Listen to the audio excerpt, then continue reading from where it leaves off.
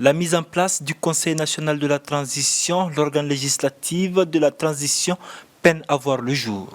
Le décret publié le 10 novembre dernier octroie 11 sièges aux partis politiques contre 22 pour les forces de défense et de sécurité.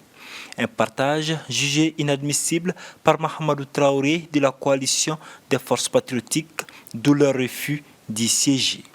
Et on devait commencer d'abord par la rencontre avec le ministre de l'administration territoriale qui est chargé des partis politiques, qui devrait faire un compte rendu au niveau du Conseil des ministres et après un décret devrait suivre. Organe législatif de la transition, ce Conseil national sera en charge des réformes politiques et institutionnelles. Mettre les partis politiques en minorité au sein d'un organe éminemment politique ne semble pas être la bonne solution pour des observateurs. Moi, je pense que c'est ces contradictions-là qui sont d'ailleurs à l'origine de la mise en place du CNT.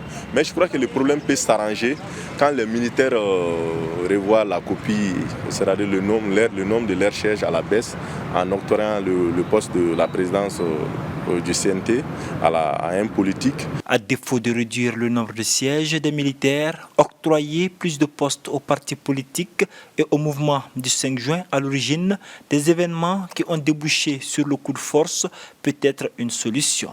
Augmenter le nombre peut être une possibilité et garder le même nombre 121 et augmenter le nombre de partis politiques et du M5, c'est aussi une autre possibilité.